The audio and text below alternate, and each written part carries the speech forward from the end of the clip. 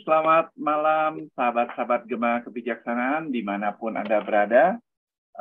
Salam jumpa kembali bersama saya Hari Sutanto. Satu kebahagiaan kita bisa berkumpul kembali pada malam hari ini. Dan saya berharap Anda selalu dalam keadaan sehat, selalu bahagia, dan selalu dengan hidup penuh berkah. Amin. Ya. Baik sahabat-sahabat Gema Kebijaksanaan, malam hari ini kita kedatangan satu orang coach yang luar biasa. Banyak sekali ilmunya, tapi hari ini yang mau dibagikan khusus spesial buat kita, buat meningkatkan. Ya, beliau ini pendidikannya banyak sekali nih ya, saya bacakan ya. Certified dari ACMC, saya pun tak tahu ini ACMC, nanti kita tanya ya. Meta Coach ya, terus Group Team Leader, Leadership Actualization, Neurosemantic Master NLP Practitioner, kemudian juga Certified Accessing Personal Genius. Wah, ini bisa membuat orang jadi genius, jangan-jangan ini. Terus kemudian Neurosemantic NLP Practitioner, beliau juga adalah seorang leader as a coach, Certified Graphology Analysis, dan Mastery Numerology, The Power of Number. Beliau juga certified dari hipnoterapis dan beliau adalah certified dari Agile Human Resource Trainer. Jadi saat ini beliau adalah seorang coach, seorang trainer, hipnoterapi, grafologi, numerologi, dan tarot practitioner. Wah, luar biasa. Baik, kita panggilkan Coach Tami. Ya, malam Coach Tami. Selamat malam, Pak Hari, Coach Hari. Wah, hari ini panggil Hari aja gitu ya, karena yang jadi Utami gitu ya. Oke, kita mau belajar hari ini. Nah, hari ini topik yang dibawakan adalah human resource, mempersiapkan human capital untuk bisa adaptif di lingkungan pekerjaan. Nah, mungkin kita dengarkan dulu sedikit gambaran seperti apa sih Coach Tami sebetulnya mengenai pengembangan human resources itu di dalam bekerja. Nanti sebelum masuk ke dalam materinya, sedikit gambarannya gitu, Coach Tami. Ya, jadi sebenarnya human resources itu ya, kalau sekarang istilahnya lebih populer perusahaan, organisasi yang besar-besar itu pakai istilah human capital. Kenapa? Kenapa disebut sebagai human capital? Karena human ya, sumber daya manusia itu adalah salah satu kapital modal yang paling penting yang diperlukan oleh suatu organisasi atau perusahaan. Keberhasilan suatu organisasi atau perusahaan itu sangat ditentukan oleh kualitas dari sumber daya manusianya, dari human resources-nya, dari human capital-nya. Seperti itu, Pak. Baik. Oke, kalau gitu kita dengarkan dari materinya Coach Tami dulu ya, nanti baru tanya jawab ya, Coach. Iya. Ya, silakan, Coach. Ya, baik. Terima kasih, Pak Hari. Selamat malam, Bapak Ibu, teman-teman semua yang sudah ikut hadir pada malam ini. Saya sangat senang sekali diberikan kesempatan oleh Gema Kebijaksanaan, oleh Pak Hari untuk bisa sharing di forum ini, di kesempatan malam ini. Ya, semoga apa yang saya bawakan malam ini bisa menjadi inspirasi buat teman-teman, buat Bapak Ibu semua yang ikut mendengarkan atau ikut melihat, ikut Zoom-nya, ya, dan semoga bisa memberikan kebaikan buat lingkungan di sekitarnya yang lebih besar lagi. Pasti, amin. Amin, ya. Oke, saya mau mulai dulu. Ya. Jadi malam ini seperti tadi sudah dibawakan oleh Pak Hari, malam ini tema saya adalah Agile Human Resources. Jadi ini memang agak lebih spesifik ya, lebih spesifik tentang HR. Tapi ini sebenarnya perlu diketahui oleh semua orang ya, walaupun dia bukan orang HR, tapi kalau misalnya dia karyawan atau dia itu pengusaha yang punya karyawan, itu perlu mengetahui tentang apa sih Agile Human Resources itu, gitu ya. Saya tadi udah dikenalin sih sama Pak Hari, saya cuma jadi sekilas aja saya tambahkan yang belum disebutkan ya. Jadi saya kalau ada kontak dengan saya bisa email, ada nomor telepon saya cantumkan di sini. Ya. Saya seorang registered meta coach. Jadi ACMC itu tadi adalah Mm-mm. syarat untuk bisa mendapatkan gelar meta coach Pak Hari. Dan Oh, itu adalah federasi coaching internasional, ya, MCF, Meta Coach Foundation, dan itu secara internasional. Jadi kita diakui di internasional dan kita register. Jadi ada nomornya di situ. Gitu. Oke, good. Ya. Jadi selain coaching, saya juga HR consultant. Saya juga punya pengalaman sebagai trainer, jadi saya juga suka memberikan training, ya. Terus hipnoterapis, tadi sudah disampaikan grafologi analis, numerologi analis, dan psikoterapi tarot practitioner. Wah, ini boleh lihat masa depan dengan tarot ini nanti. Saya lebih ke psikoterapinya sih. Oh, psikoterapinya. Iya. Kalau lihat masa depan kayaknya nanti bisa mencari fortune teller mungkin. Ya, saya lebih ke yang terapi ya, jadi bisa membantu kalau ada permasalahan seperti itu. Silakan teman-teman boleh catat nomor handphone ya, kalau nanti mau konsul, ya, barangkali permasalahan ini sangat lengkap sudah certified-nya ini ya. Iya. Ada IG juga, silakan di-follow, Be The Light 168. Saya suka posting-posting motivasi-motivasi di sana. Ya.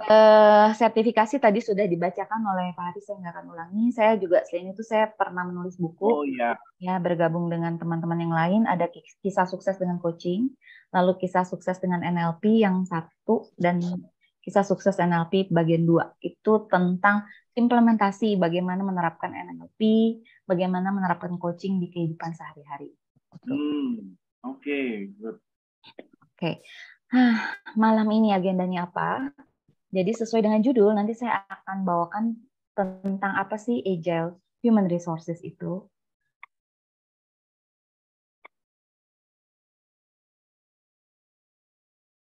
Kemudian Human Resources for Agile Talent, dan Q&A nanti di akhir. Oh ya, ini internet saya kurang stabil ya. Halo, gimana? Ya, dengar. Dengar ya? Oke, jadi kenapa saya bawakan tema HR? Tadi yang tidak saya sampaikan di CV adalah saya berpengalaman sebagai HR profesional di beberapa perusahaan terkemuka di Indonesia dengan size yang cukup besar, karyawan yang cukup banyak, dengan kompleksitas bisnis yang cukup rumit gitu ya. Jadi 20 tahun lebih, hampir 25 tahun sebagai HR. Wah. Oke. Ya. Ya, oke. Saya lanjutkan. Jadi Agile Human Resources, apa yang dimaksudkan dengan Agile Human Resources? Sebelum kita ngomongin Agile Human Resources, saya mau tanya dulu sebenarnya Bapak Ibu teman-teman di sini udah tahu belum sebenarnya agility itu apa sih artinya? Ada yang mau jawab? Ada yang mau jawab? Ada hadiahnya nanti ya. Boleh dibacain tarot. Boleh konsul gitu ya. Oke. Ya. Ada yang tahu, Bapak Ibu peserta yang ikut di sini, kalau tahu boleh di chat atau mau nyalakan sound-nya silahkan. Apa sih yang dimaksud dengan agile? Ya. Mungkin ada yang mau jawab?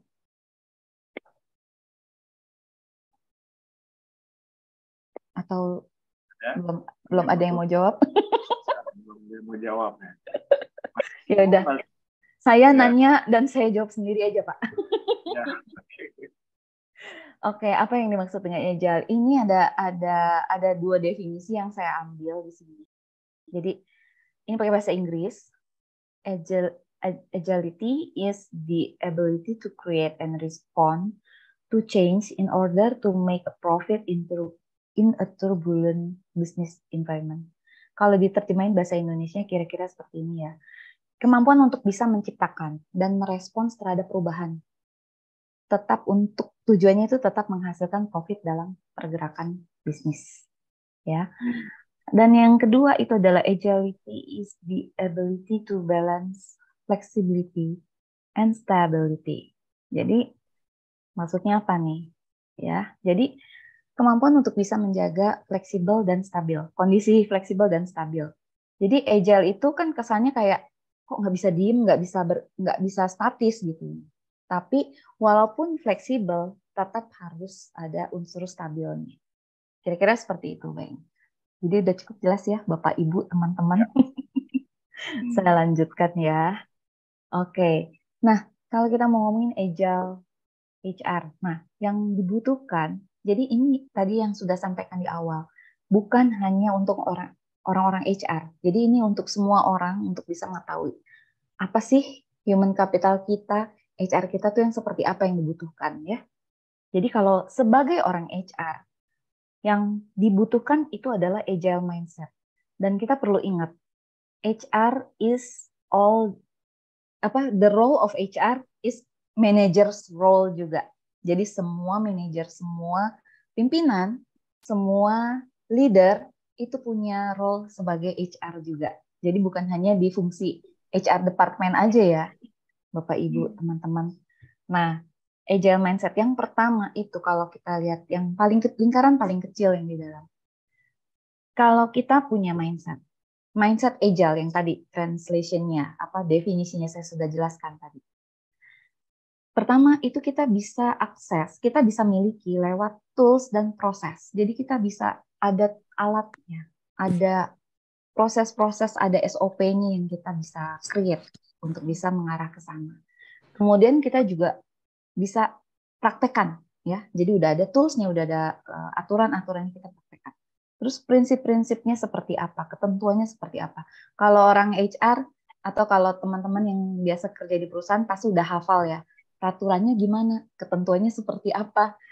Terus ini kita mau ini tuh sebenarnya mau tujuannya mau ngapain gitu kan, mau mencapai apa gitu kan. Nah, lalu ada value-value juga yang perlu disepakati ya. Dan yang terakhir itu adalah mindset. Jadi kalau kita sudah punya semua, itu baru mindset itu bisa kita bentuk.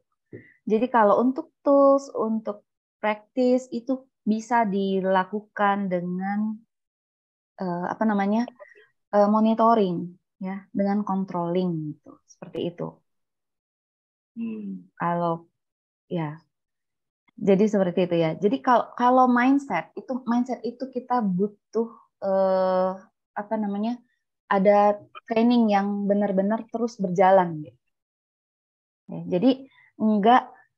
jadi ini adalah suatu proses yang ketika kita mau membentuk suatu mindset baru itu harus dimiliki semua, harus dilalui semua gitu. Kira-kira begitu. Kalau belum jadi mindset kita nggak akan lakukan. Kita tidak merasa pikiran kita belief kita yang seperti itu adalah sesuatu yang ada nilainya, penting buat kita gitu. Kalau nggak penting kita nggak akan lakukan. Ya, oke. Kemudian untuk agile mindset ini, kalau di satu organisasi atau perusahaan yang perlu diperhatikan itu adalah pertama adalah employee experience. Ini artinya apa? Jadi karyawan itu, kita kan sekarang kalau sering dengar dari marketing ya, ada customer experience gitu kan. Ada customer experience. Gimana kalau kita mau marketing produk kita, mau branding itu, terus kita buat ada customer experience. Sebenarnya karyawan, sumber daya manusia yang kita miliki itu pun sama. Jadi kita juga bisa create suatu kondisi yang melibatkan karyawan. Jadi ada employee experience. Dari situ dia akan bisa memberikan value ya. Jadi akan mengikuti mindsetnya itu, bisa memberikan value apa sih yang saya berikan kepada customer saya, gitu. Karena yang penting di sini adalah bukan hanya target saya tercapai, tapi value apa yang saya bisa berikan, seperti itu ya. Ujung-ujungnya kan kita maunya ke customer. Customer kita itu bisa internal customer, bisa eksternal customer, seperti itu. Nah, jadi kalau kita udah bisa punya mindset seperti itu dan bisa mengeluarkan value, nah customer itu akan menerima hasilnya, hasil pekerjaan dari kita dan Kita bisa melihat di situ kalau di Agile beda dengan yang tradisional ya. Kalau di tradisional itu kita tunggu sampai proyeknya besar selesai semua. Kalau di Agile, kalau kita punya Agile mindset, kita continuously kita mengeluarkan value-value apa yang bisa kita deliver ke customer dan kita mendapatkan feedback dari customer. Jadi kita kalau misalnya ada kesalahan tidak menunggu sampai finish, tapi di tengah perjalanan pun kita bisa terima feedback dan kita bisa custom. Kita bisa, oh ini yang ini salah, dan kita langsung mengganti strategi. Kira-kira seperti itu. Jadi tidak statis ya, fleksibel. Sangat fleksibel. Kira-kira seperti itu. Saya lanjutkan. Nah, ini adalah ways of working. Cara bekerjanya seperti apa? Kalau di agile mindset ya, kita berarti pertama kita berpikir bahwa kita itu bekerjanya cross functional team. Jadi tidak silo. Kan ada organisasi atau suatu perusahaan atau suatu bisnis gitu ya. Saya sibuk sama kerjaan saya sendiri aja. Saya nggak peduli sama bagian lain. Pokoknya kerjaan bagian saya beres. Gitu. Saya menggunakan expertise saya hanya untuk pekerjaan job desk saya aja gitu. Nah, kalau cross functional teams itu untuk suatu project, untuk suatu kegiatan, ya biasa ada ownernya, ya. Itu kita bisa ambil dari bagian-bagian yang terkait. Nah, kalau contoh realnya itu misalnya kalau sedang merekrut karyawan baru, misalnya. Kalau rekrut karyawan baru, orang HR itu bisa mengajak usernya untuk bisa ikut terlibat, untuk bisa mengetahui bahwa oh ini kandidatnya cocok atau tidak. Dan HR bagian rekrutmen bisa mengajak misalnya bagian reward, bagian compensation benefit, supaya waktu dinegosiasikan gajinya bisa cocok, bisa masuk, bisa menawarkan benefit yang jelas kepada karyawan, bisa misalnya dia sudah punya pengalaman, bisa dinegokan gajinya karena kita sangat butuh orang itu, misalnya seperti itu. Itu yang cross functional teams maksudnya di sana. Dan ini continuously improve, itu ya seperti yang tadi saya bilang ya, ketika ada kesalahan, ketika ada sesuatu hal yang memang butuh di poin itu ada ada improvement, itu nggak perlu menunggu sampai project selesai. Jadi bebas bisa melakukan improvement di titik mana aja. Dan biasanya kalau cara kerjanya itu juga visualize the work. Nah, visualize the work itu bukan menggambarkan, kan kita bisa biasanya punya chart ya. Ada pencapaian, ada tanggal-tanggal deadline, project misalnya. Nah, itu yang ditampilkan itu yang penting. Jadi kalau yang hal yang nggak penting, kalau kita cuma punya chart, kotak-kotak, garis-garis gitu, ada angka-angkanya, orang bacanya juga pusing gitu ya. Kalau misalnya untuk yang agile, itu kita bisa memvisualisasikan sesuatu yang memang penting, yang sesuatu yang memang harus dikejar lebih cepat, seperti itu. Saya pernah bekerja di perusahaan asing ya, itu karena kami dulu punya floor ini call center. Sehari-hari hidupnya hanya di belakang meja, itu kan sangat membosankan ya. Jadi visualisasi untuk target, untuk achievementnya itu berupa kayak storyboard gitu, banyak gambarnya, warna-warni gitu, dan gede-gede gitu ya, dari jauh kelihatan gitu, menarik. Yang angka-angka kecil-kecil itu baca report aja gitu. Tapi kalau yang ada di situ yang memang mereka harus fokuskan, itu biasanya diberikan dalam bentuk yang menarik gitu. Oke, saya lanjutkan. Selain itu kita juga perlu memikirkan co-creating employee experience yang tadi disampaikan. Jadi bukan hanya customer aja, employee juga perlu mengalami experience sebagai employee di pekerjaannya, bagaimana dia bisa merasakan dia itu involved dan dia tuh merasa bahwa itu memang value-nya memang buat dia itu sangat berarti gitu ya. Nah, cara melakukannya bagaimana? Yang pertama itu kita berpikir berada di dalam sepatu mereka tuh, maksudnya memakai kacamata mereka. Jadi dalam persepsi karyawan itu seperti apa sih? Gitu ya. Kemudian melibatkan karyawan dalam proses perubahan. Kenapa perlu dilibatkan? Kalau saya sebagai orang HR ya, saya berpengalaman sering sekali kan disuruh bikin kebijakan baru misalnya. Ada kebijakan baru buat ngatur karyawan.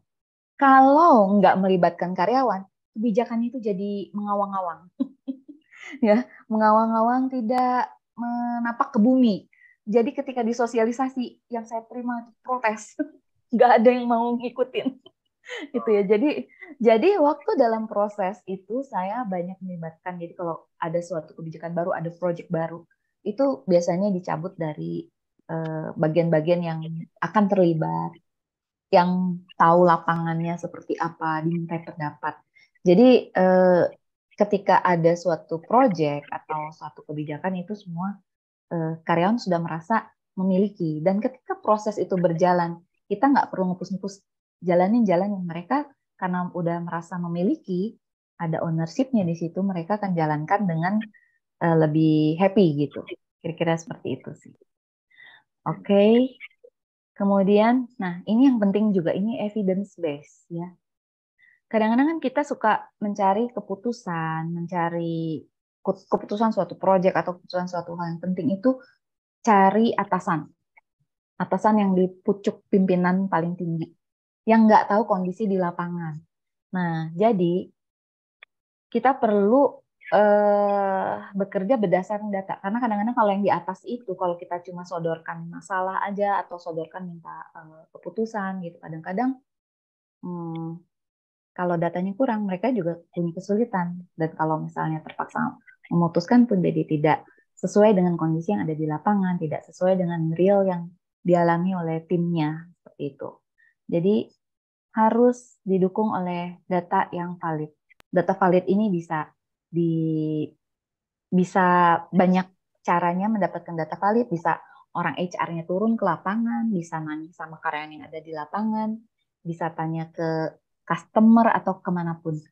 Jadi nggak ada aturan yang kaku ya. Jadi itu sangat bebas mau dapat data dari mana aja. Kemudian yang tadi sudah disampaikan juga, kalau berdasarkan data dan itu tidak berhasil, itu harus segera dicari jalan lain. Segera diganti dengan strategi yang lain. Tidak usah nunggu sampai selesai. Jadi sangat dinamis, sangat fleksibel. Seperti itu. Oke. Kemudian, nah tadi Agile HR ya. Ini saya sebutkan HR for Agile sedikit. Jadi tadi Agile HR, berarti tim HR, manajemen, semua yang terlibat itu tahu bahwa cara mengelola karyawan seperti tadi ya.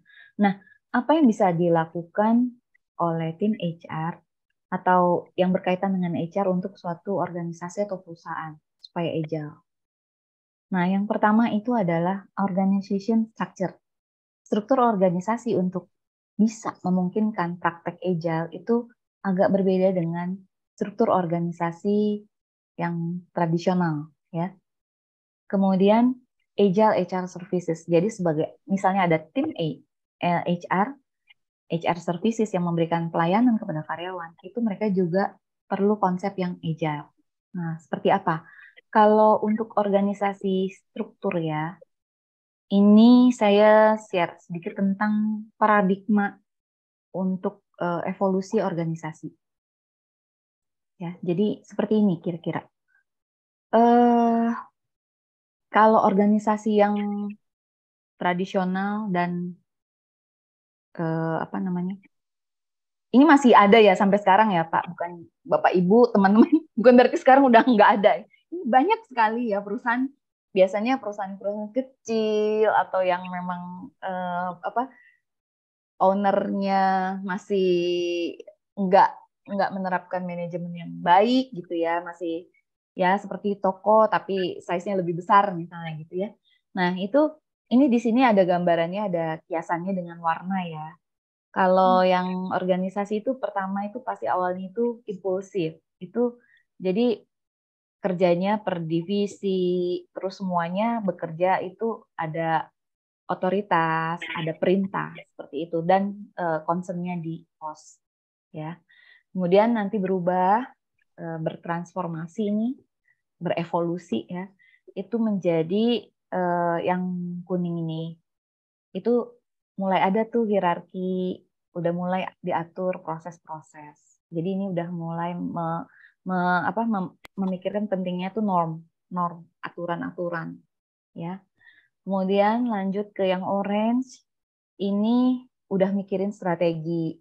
Jadi udah mulai membuka tuh ada inovasi, oh ini responsibility, meritokrasi itu ada kayak semacam kayak penghargaan seperti itu buat karyawannya. Jadi ini based on dari achievement. Oh kita mesti achieve seperti itu. Kemudian evolusi lagi.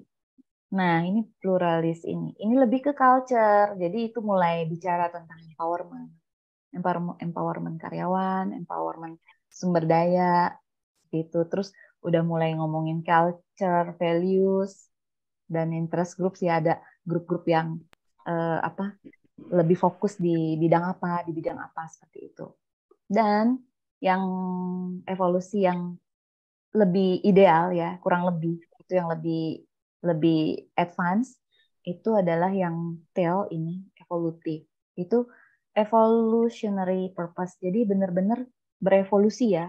Semuanya itu bisa berevolusi, self management fokusnya juga. Jadi apa namanya? Karyawan itu nggak hanya diperintah gitu. Jadi mulai bagaimana sih cara bisa mengatur bagiannya sendiri, mengatur dirinya sendiri supaya pekerjaannya bisa berjalan dengan baik. Ya, ini integral. Jadi ini lebih apa ya? Lebih kompleks kira-kira seperti itu. Nah, bayangannya seperti itu. Kalau ini gambarnya nih, Agile Organization Structure supaya Bapak Ibu teman-teman di sini bisa ada bayangan ya. Seperti apa sih struktur organisasi yang agile itu tadi. Nah, yang di kotak kiri ini adalah yang tradisional sih ya, kalau boleh saya bilang. Yang sekarang ini berlaku banyak di semua perusahaan, di organisasi. Ini bureaucratic organization ya. Ini kalau kita lihat dari sisi customer. Yang sebelah kanan ini adalah yang di agile organization. Manajemen, workers, customer itu saling kait-mengkait gitu ya. Jadi fokusnya beda ya. Kalau yang birokratik ini internally fokus, fixed mindset, defend existing advantages, make money for shareholders. Kalau yang si agile itu externally fokus, growth mindset, create new advantages, dan deliver value to customer. Jadi garis bawahnya adalah value, ya. Value, bukan hanya money, tapi value. Kemudian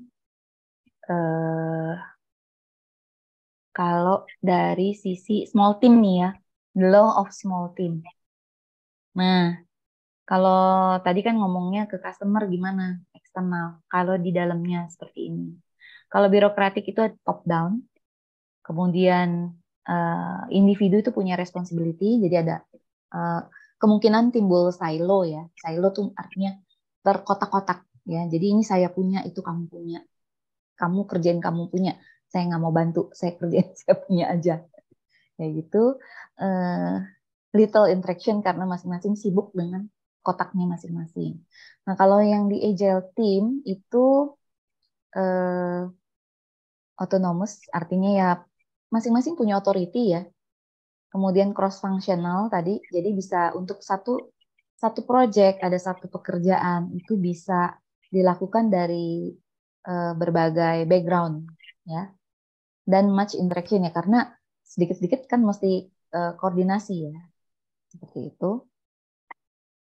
Nah, ini kalau network, the law of the network.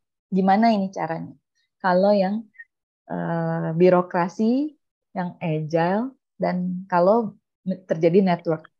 Jadi ini kolom 1 birokrasi, kolom 2 tadi yang agile team, kolom 3 bisa nggak birokrasi di bawahnya itu agile team? Bisa. Ya, koordinasi seperti itu. Atau yang keempat itu seperti yang tadi ya, yang pertama yang dari customer lo ya. Itu bagaimana kalau ketemu sama customer? Nah, itu garis koordinasinya bisa seperti itu. Nah, ini jadi bagaimana si agile itu organization structure-nya bisa dibuat sampai seperti ini gitu.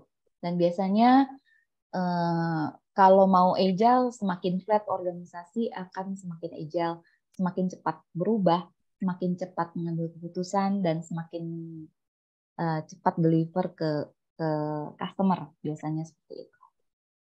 Karena keputusan udah cepat. Oke.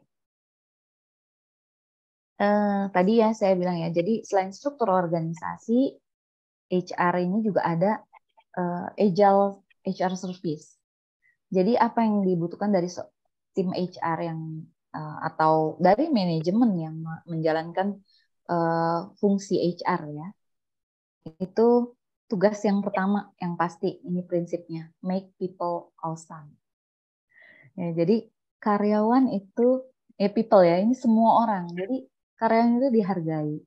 Karyawan itu merasa luar biasa gitu, ada di organisasi itu ya. Jadi member dari organisasi ataupun karyawan itu merasa mereka itu luar biasa berada di situ. Yang kedua, jangan lupa tetap delivering values continuously.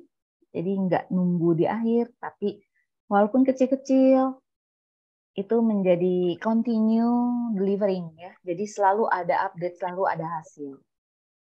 Kemudian yang ketiga yang nggak kalah penting itu adalah safety. Ya, jadi safety itu juga perlu diperhatikan. Yang keempat ini adalah yang tadi ya kita udah bahas, eksperimen dan learning yang nggak berhenti. Ada proses ini yang seperti ini.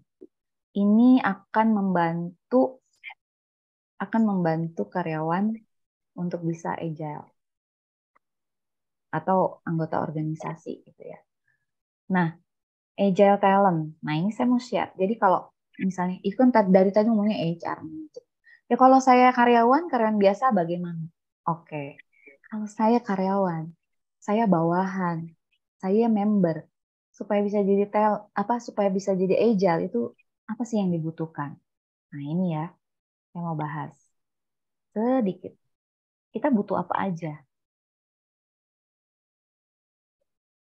Pertama, kita butuh kemampuan untuk adaptability.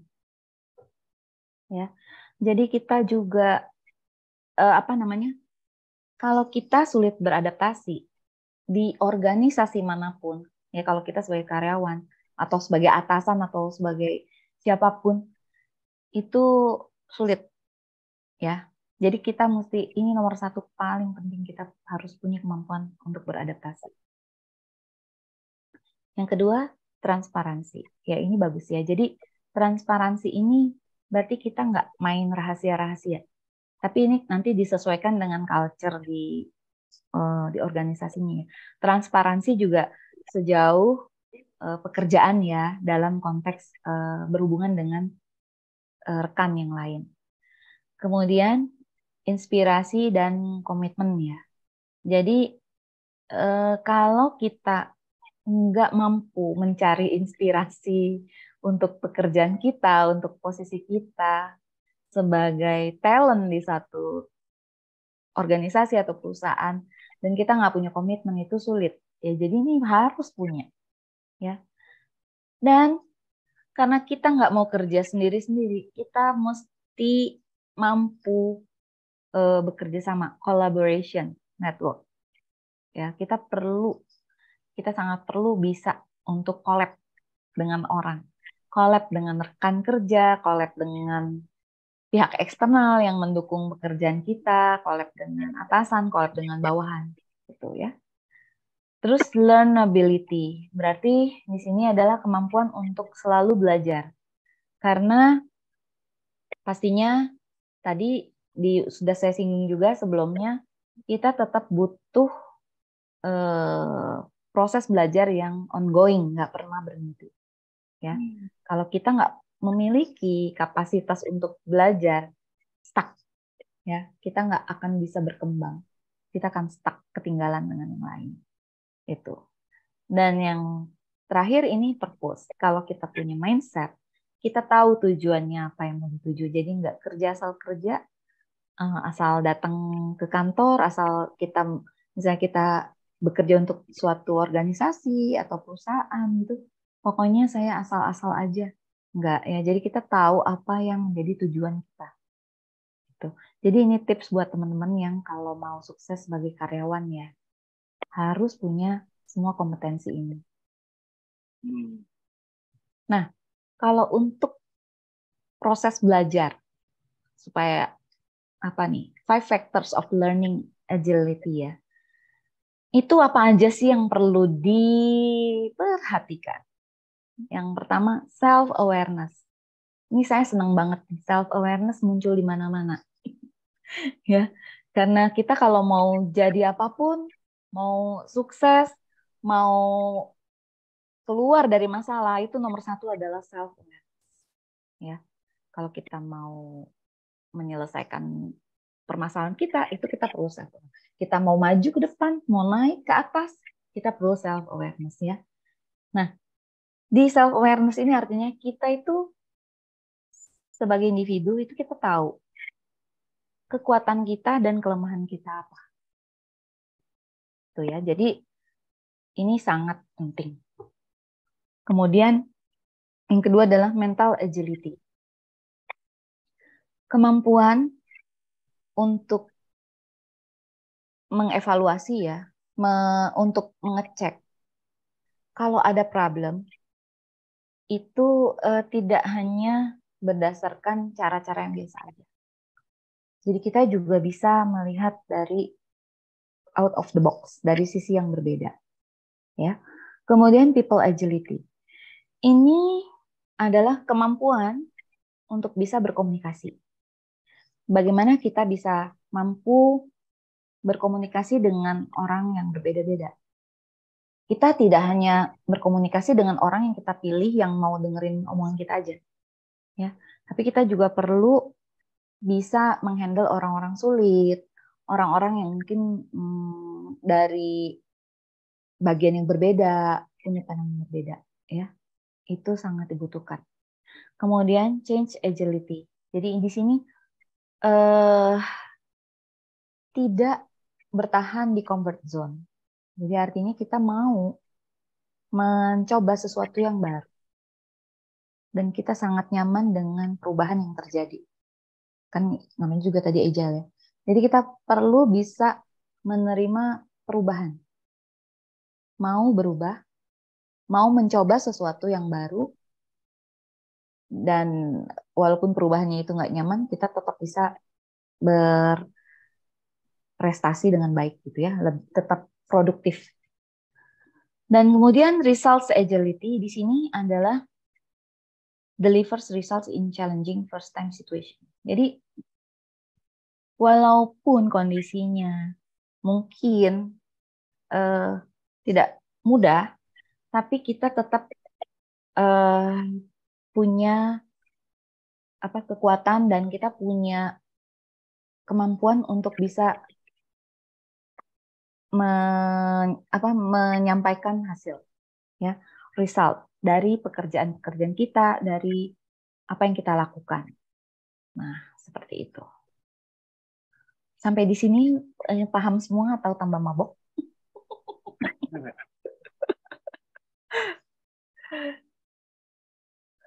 Saya udah selesai materinya. Kalau ada yang mau tanya jawab, silakan. Saya ambil referensi materi ini dari Agile HR Certified Professional. Jadi bukan karangan saya mengambil dari sumber yang lain. Tapi tadi memang banyak diterapkan dan sesuai dengan pengalaman yang saya pernah alami. Oke, baik. Kalau misalnya ada yang mau bertanya, silakan. Oke, baik. Sambil terima kasih Coach Tami. Ini mungkin bagi sebagian orang baru, termasuk saya juga baru itu ya.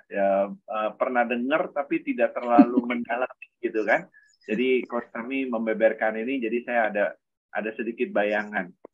Mungkin sambil menunggu teman-teman yang mau bertanya ya, silakan di chat atau raise hand.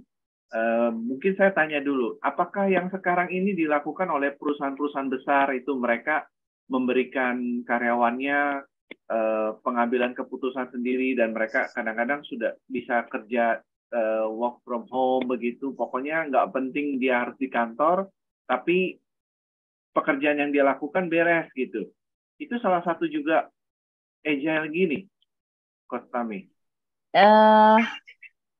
Ya, itu sebenarnya itu salah satu fleksibilitas ya. Tapi kalau yang dibahas saya di sini agile itu faktornya lebih luas sih, Pak. Jadi itu adalah salah satu fleksibilitas karena teknologi berubah, nih zaman berubah. Kalau perusahaan nggak nerapin work from home itu pasti ketinggalan ya. Ya. Karena kan waktu COVID ya. Jadi saya ingat waktu itu saya masih bekerja kan di satu perusahaan. Sebelum ada COVID itu kalau dari pimpinan tuh minta bisa nggak dibuatin work from anywhere gitu kan, supaya tetap bisa jalan dan termonitor. Nggak bisa. Begitu ada COVID bisa. Oh, oke. Begitu. Oke.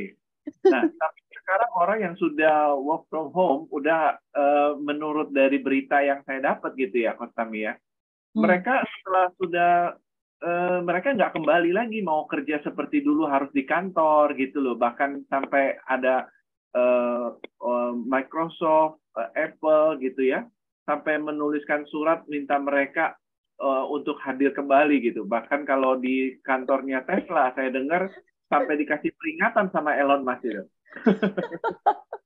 Iya. Makanya itu kembali lagi sebenarnya ke kebijaksanaan dari perusahaannya ya Pak ya. Sebenarnya kalau work from home itu perusahaan itu saving cost.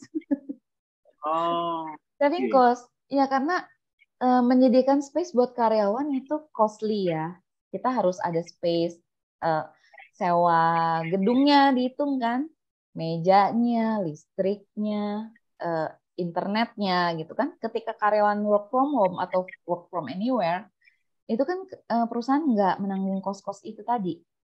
Tapi ada beberapa posisi ya yang masih perlu interaksi atau ada pekerjaan paperwork manual mungkin ya memang dibutuhkan tetap ke kantor. Itu nggak semua posisi. Kalau untuk IT, setahu saya sekarang ini banyak kok yang kantornya di Jakarta tapi karyawannya di Jogja gitu. Kebanyakan di Jogja sih kalau IT. Di luar kota, di Bandung, di Jogja gitu. Mereka nggak ada di kantor. Tapi karena based on dari target, pencapaian targetnya, semuanya selesai based on waktunya itu ya mereka fine-fine aja gitu. Nggak dibutuhkan kehadiran. Betul. Bahkan kawan saya, dia kerjanya kantornya di Singapura gitu. Oh iya. Iya bisa begitu. Gajinya gaji Singapura enak ya.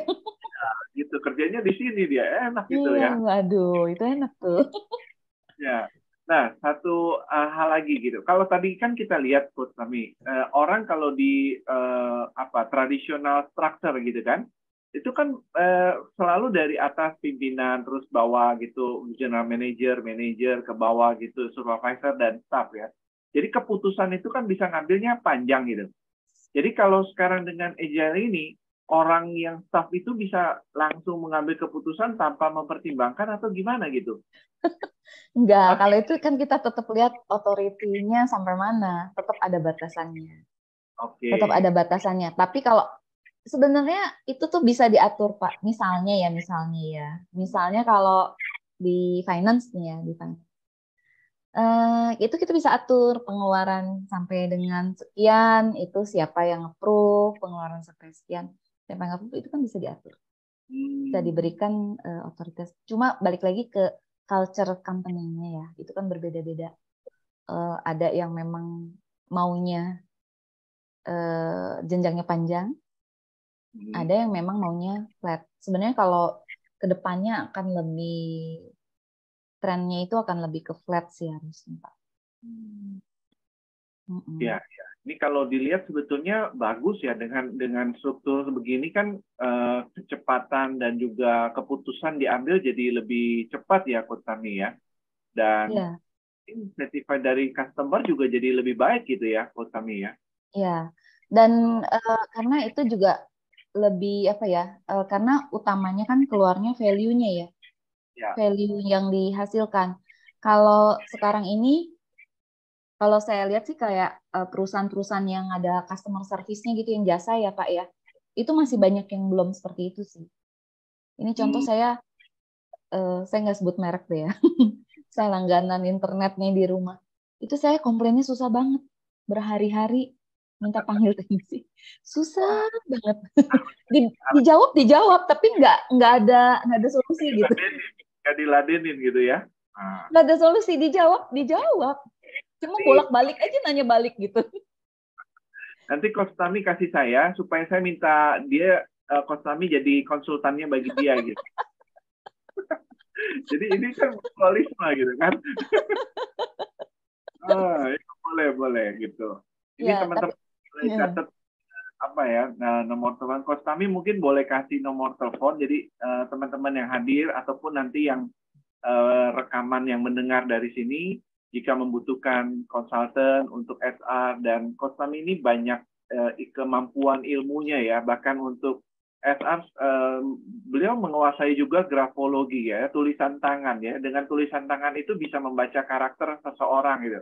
Ini orang bisa jadi mau sukses atau cuma hanya jadi pemalas gitu di kantor gitu ya. Iya. Biasanya soalnya buat rekrutmen juga kita pakai grafologi ya Pak. Nah, ini udah kalau keahliannya Coach Tami ini. Jadi teman-teman boleh bisa catat gitu ya nomor teleponnya yang hadir, ataupun boleh dituliskan lagi Coach Tami biar bisa mungkin yang mendengar rekaman nanti kapanpun mereka bisa tahu, bisa. Oke. Ini ada sih nomor teleponnya tadi ya di sini. Saya bacakan aja ya karena direkam ya. Boleh disebarkan ya Coach Tami ya? Boleh. Jangan disebarkan ke KTA ya. Oh iya, enggak. Ini di sini, di rekaman aja ya. Jadi yang mendengarkan kita kan mungkin hari ini nggak hadir, jadi bisa juga nanti teman-teman bisa hubungan dengan Coach Tami. Dia bisa dihubungi di 08 78 77 67 16 88. Saya ulangi ya. 08 78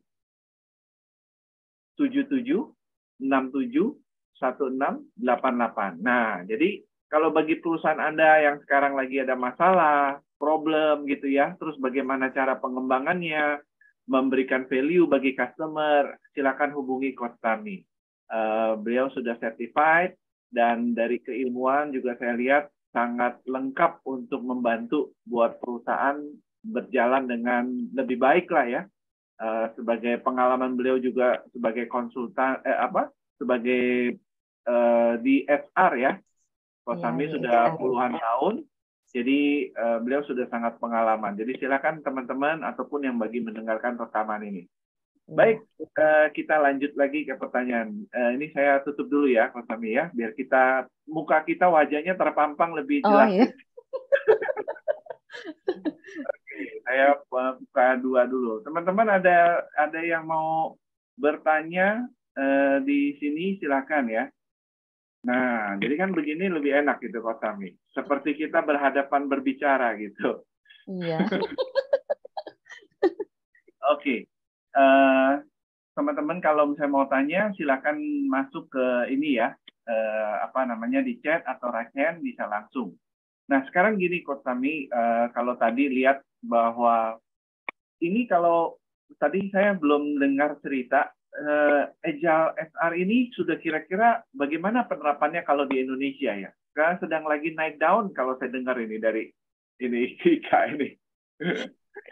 Ya, jadi memang naik daun. Tapi kalau yang 100% sih saya belum lihat ya. Karena kalau yang dari saya belajar itu saya contohnya juga perusahaan-perusahaan multinasional yang di luar ya. Saya belum riset lagi yang di perusahaan lokal di Indonesia itu di mana yang menerapkannya. Tapi kalau yang saya amati ya, kalau di perusahaan tempat saya bekerja terakhir aja itu saya pernah beberapa perusahaan sebenarnya somehow itu sudah ada diterapkan. Tapi enggak di seluruh organisasinya. Jadi hanya bagian-bagian tertentu aja yang diterapkan gitu. Karena balik lagi ini ke culture ya. Culture perusahaannya, kalau family business biasanya masih agak agak sulit ya kalau untuk berubah. Terus kalau yang udah lebih ke profesional semua itu biasanya lebih mudah beradaptasi dengan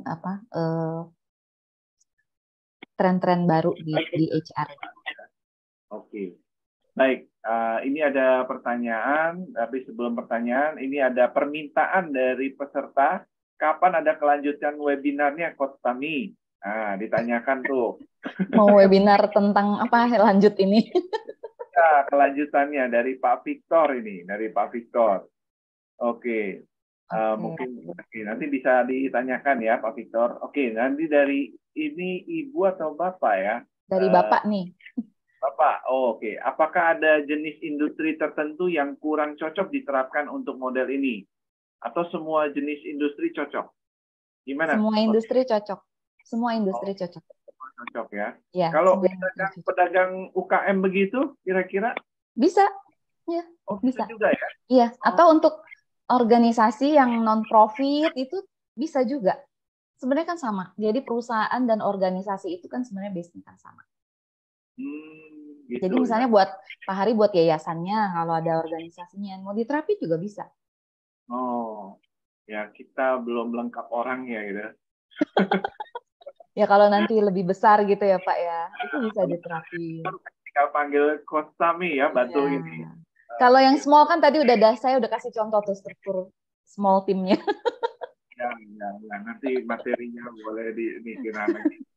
Oke, baik. Jadi bisa untuk semua jenis industri dan untuk semua size ya, mau yang kecil mau yang besar itu bisa diterapi.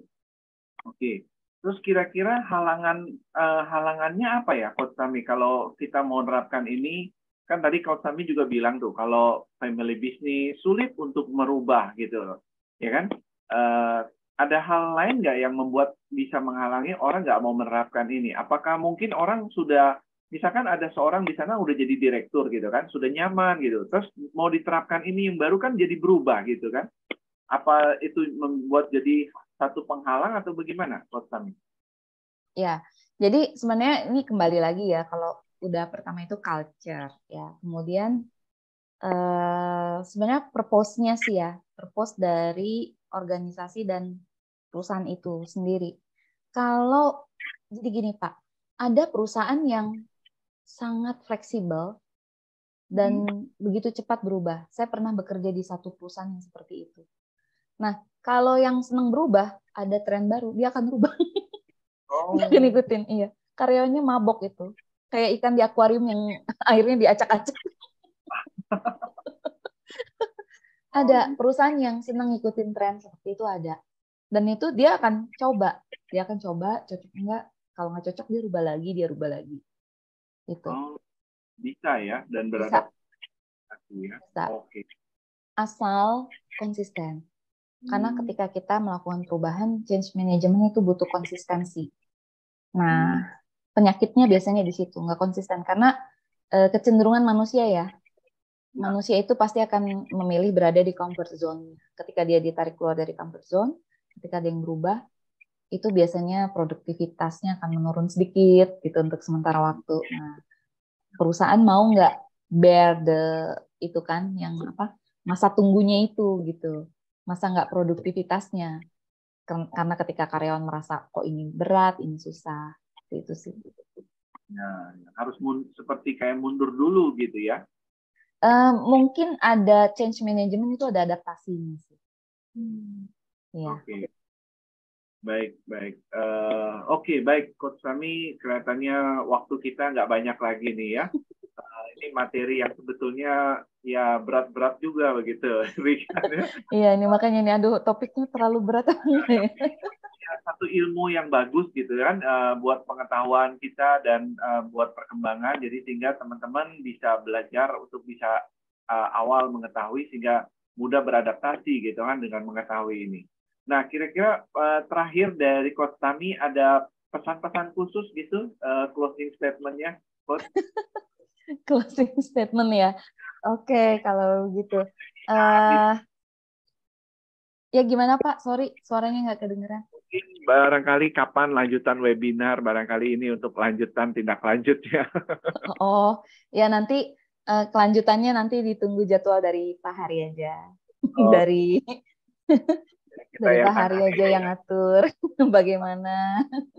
Oke, baik. Oke, silakan Coach lanjutkan. Ada closing statement mungkin? Oke, kalau jadi kalau dari materi yang saya sampaikan hari ini tentang agile, jadi sebenarnya ini nggak hanya di organisasi aja. Sebenarnya kalau intinya ya, kalau menurut saya mindsetnya itu bisa kita terapkan di kehidupan kita sehari-hari, ya.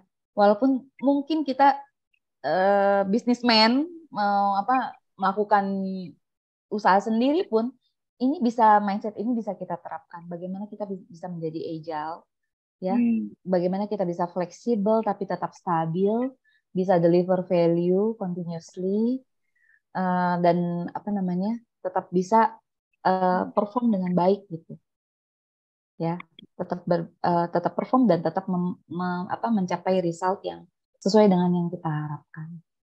Oke, baik. Terima kasih Coach Tami. Malam hari ini kita dapat yang baru dan yang penting ya buat buat kehidupan kita ini ya, supaya yang mendengarkan bisa menjadi lebih baik.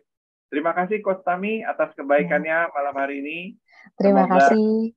Ya, semoga kebaikan Coach Tami bisa membawa berkat, kelimpahan dan kesehatan ya. Amin. Amin, amin. Ya, terima kasih Pak Hari atas kesempatannya dan terima kasih kepada Bapak Ibu, teman-teman semua yang sudah ikut hadir mendengarkan.